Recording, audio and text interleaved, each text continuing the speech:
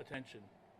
The young mother of five, whose life was violently taken in a public location, is that is one of the safest places in the state. It's not supposed to happen, and it shouldn't have happened.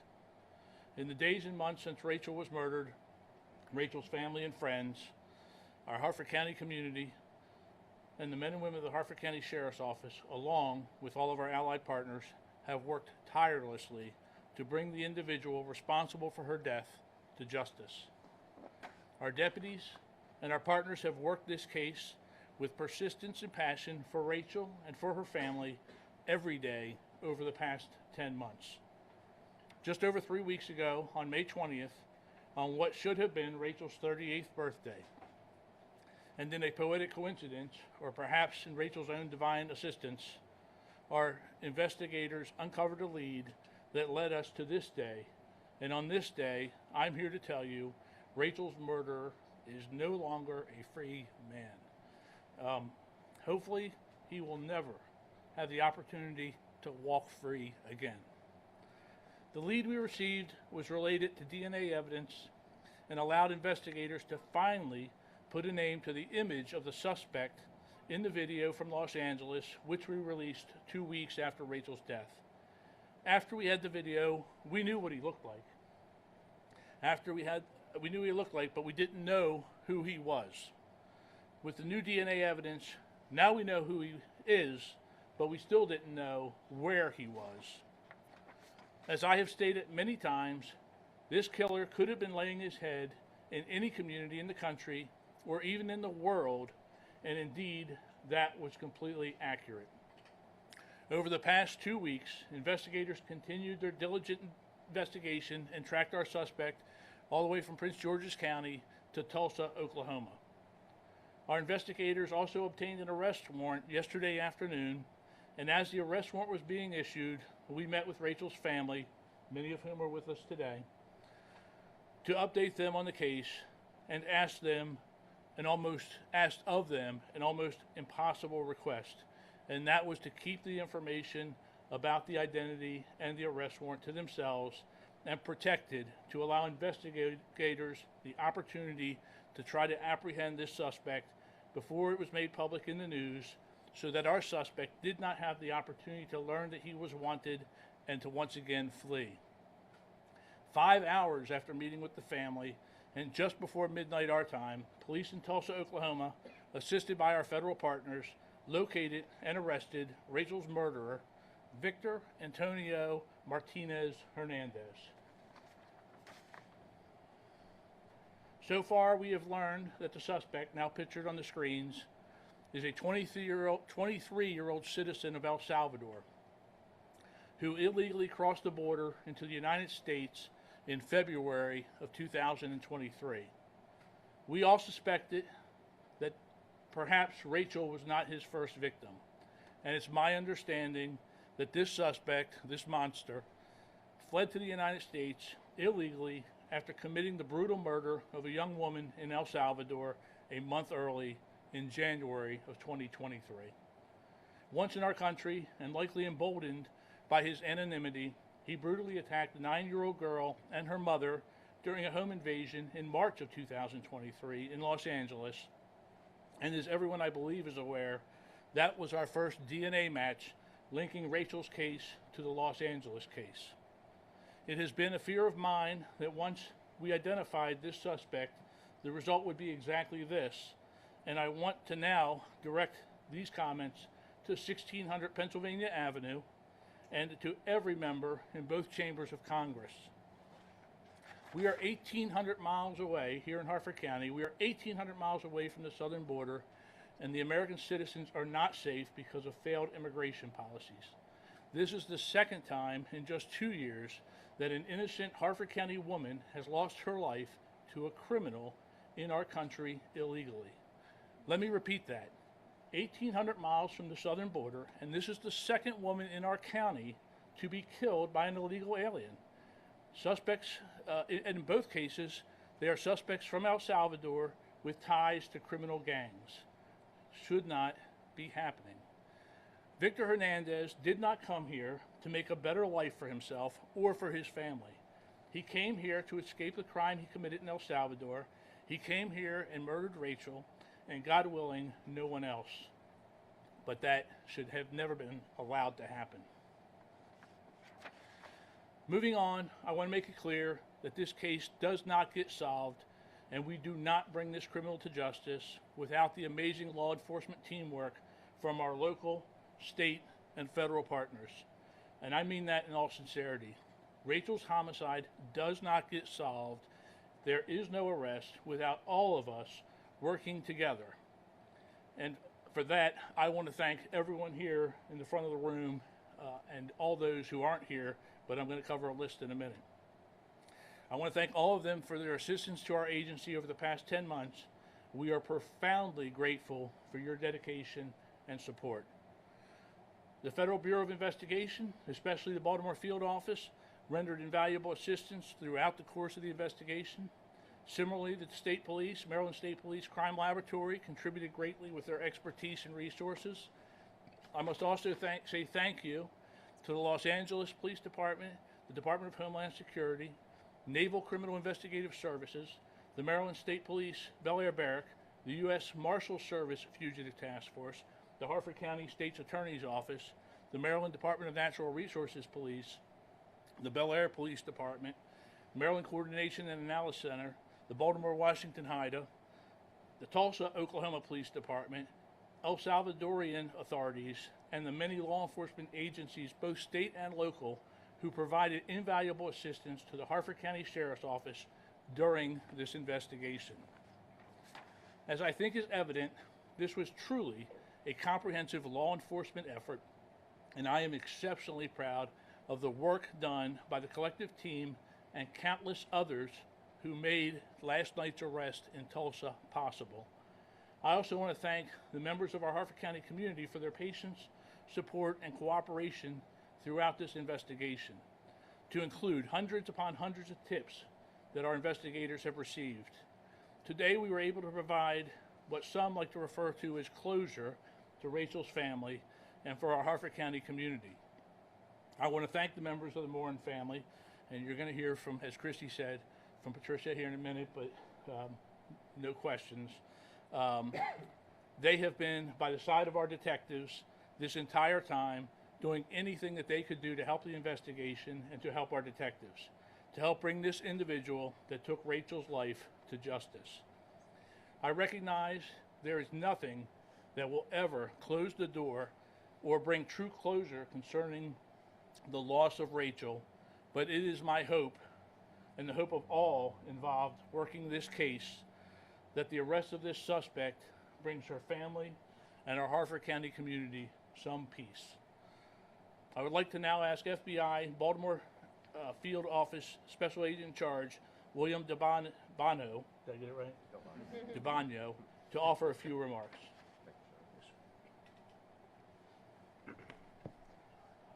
Thank you, Sheriff Gaylor. Good afternoon. My name is Bill Del Bagno.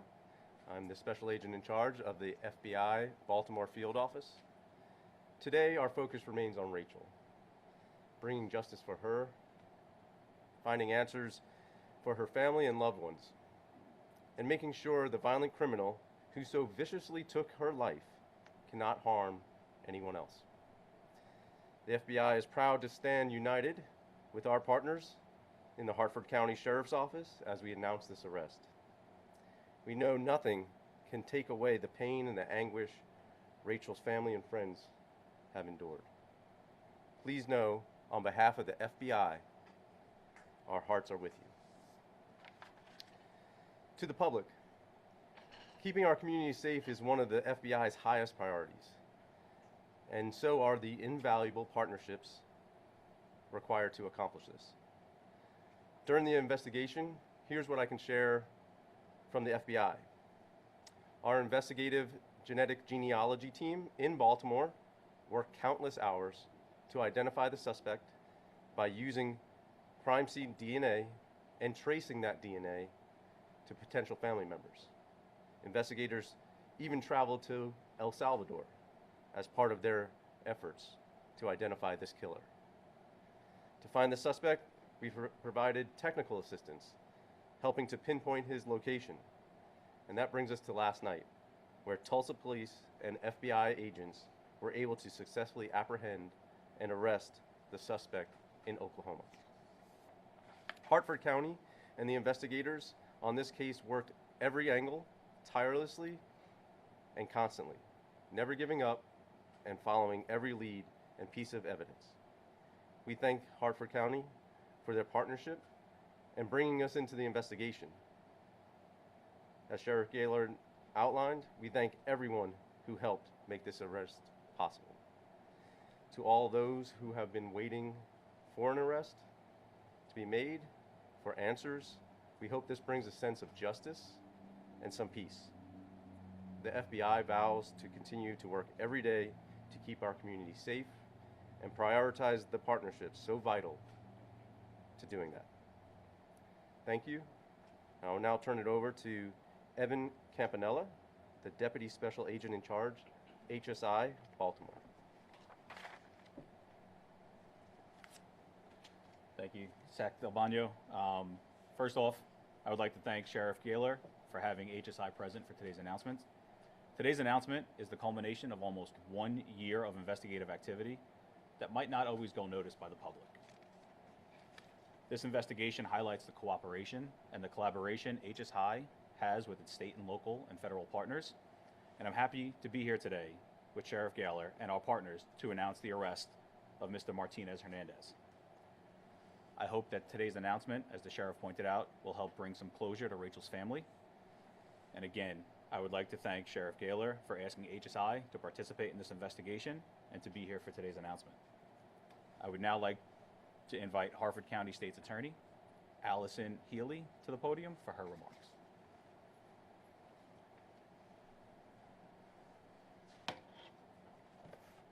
Good afternoon. I want to commend the Harford County Sheriff's Office and other assisting agencies on the hard work, expertise, and diligence identifying and apprehending the suspect in the murder of Rachel Morin.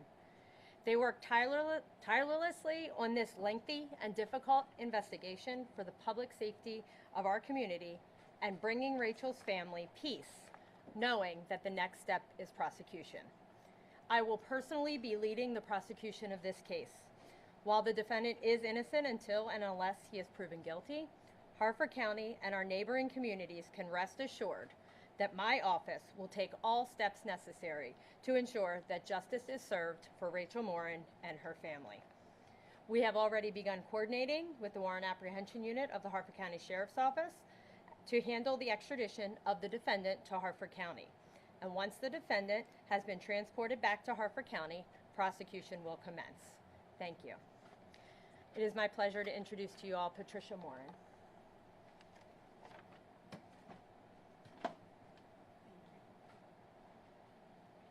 I'm going to make this really short because I'm very emotional. I just want to take this time to thank all of the law enforcement for all their hard work. I know that a lot of times we don't see what goes on behind the scenes. You know, you see the policeman in the car when he writes you a ticket, but you don't see the real work that happens behind. And around Christmas time, we did a canvassing with Harford County, thank you. And they brought us into a room, and I could see all the people, all the people that were involved.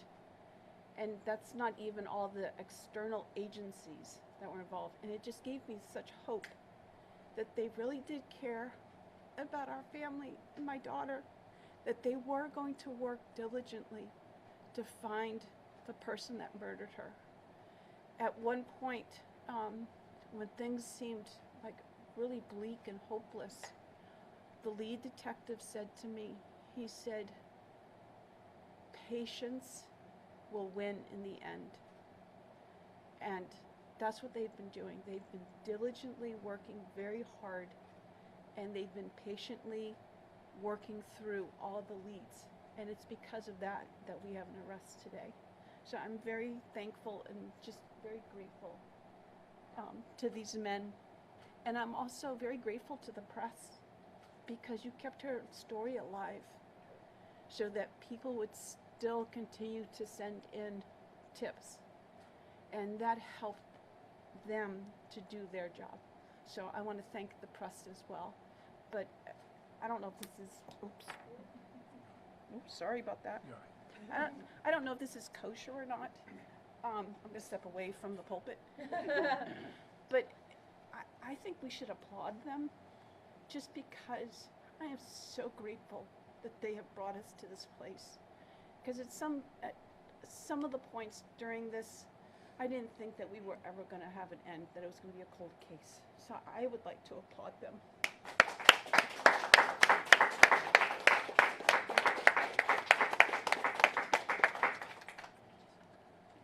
Thank you, and it's a case that touched us all. So, with that, we are going to take some questions. As Christy said, this is still an active investigation. So there's some things that we're not free to speak about or won't be speaking about. So, with that, does anybody have any questions that we can answer for any of the speakers? I have a question. I want to know if you can, and I know we kind of went into it a little bit, but what actually happens with him right now? I feel like we read an ice hold. I don't know if you're familiar with that term or if you can kind of educate me on it. I'm very familiar with ICE Okay. detainers. Yeah, sorry, I'm not sure. yes, If you can kind of we are explain what's the status with that? There has been an ICE detainer filed on him because he is in this country illegally out in Tulsa, Oklahoma. He would not be deported before answering for these charges. So I honestly believe that's the last place he wants to go.